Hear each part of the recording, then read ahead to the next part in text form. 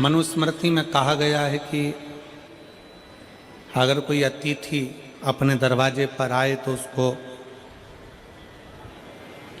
भोजन अवश्य दो।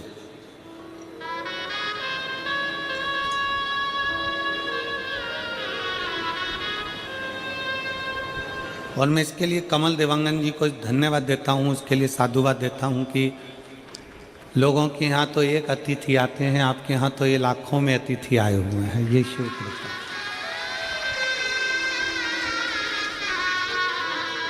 और कोई आपके माता पिता की पुण्याई है कमल जी?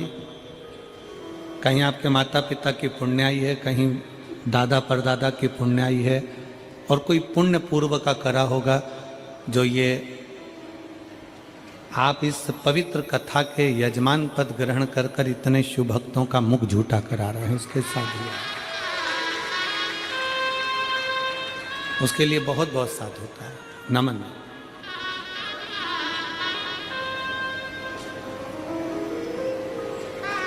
कमल देवांगन जी के परिवार वाले कह रहे थे, गुरुजी आपका ड्राइवर कह रहे थे कि हम सीहोर गए थे गुरुजी, पर आप मिले नहीं थे। कहीं कार्यक्रम चल रहा था, कथा चल रही थी, आप वहां पर थे। मैं कहूं देवांगन जी, हम जब सीहोर से चलते हैं तो हमको ये भी नहीं मालूम रहता कि कथा का यजमान कौन है, क्योंकि आप पूरी कथाओं का लाइन से निकालेंगे तो हमको ये अंदाजा कभी नहीं रहता कि कथा का यजमान है कौन।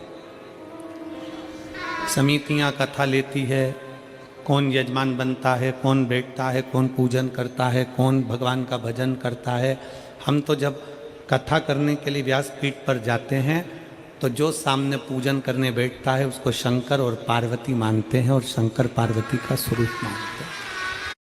दोस्तों, क्या आप भी मल्टीपल ट्रेड्स लेने के बावजूद प्रॉफिट नहीं बना पा रहे हैं? आइए मैं बताता हूं क्यों। क्योंकि शिव महापुराण की कथा कोई सुनाने वाला नहीं है। चंचुला देवी ने देवऋषि नारद जी से कहा था कि आप हमें शिव पुराण की कथा सुना दो, तो नारद जी कहते हैं इस पुराण को मैं नहीं सुना सकता।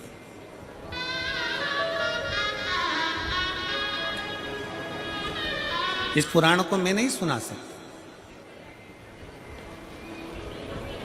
क्योंकि मैं एक जगह पर स्थिर रहकर इस कथा का वाचन नहीं कर सकता, क्योंकि मुझे श्राप लगा। फिर शंकर की कथा कौन बाचेगा? तो कहा भागवत के बाचने वाले हों, राम कथा के बाचने वाले हों, विष्णु पुराण के बाचने वाले हों, सारे पुराणों को बाचने वाले होंगे, पर शंकर की कथा का बाचने वाला कोई दूसरा नहीं हो सकता।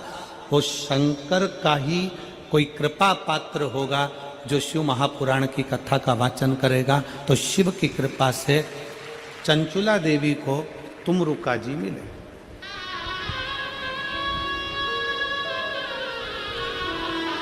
कौन तुमरुका?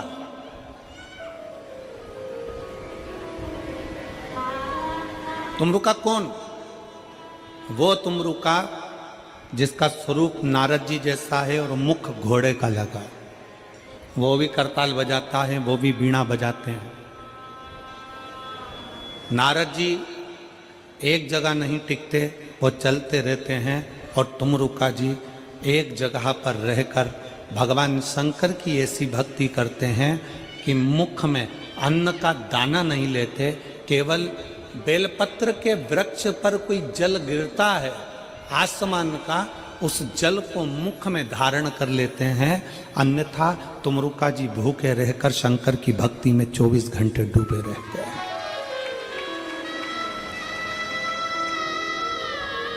वो तुमरुका जी।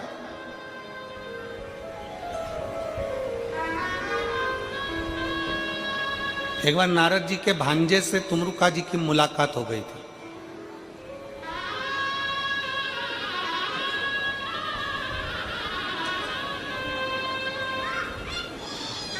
और नारद जी के भांजे ने तुमरुका जी से पूछा था कि तुम कुछ भी नहीं खाते, ना फल खाते हो, ना अन्न खाते हो, ना कुछ प्रसाद पाते हो, फिर भी तुम में इतनी शक्ति, इतना बल कहाँ से आता है कि तुम भगवान शंकर की इतनी भक्ति कर लेते हो?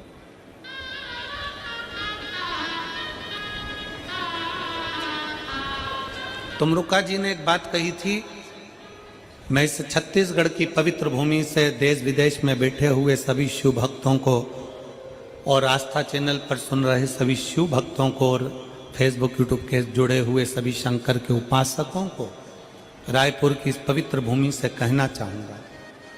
तुमरुका जी ने नारद जी के भांजे से एक बात कही थी कि माया का काम है शंकर की भक्ति से दूर करना।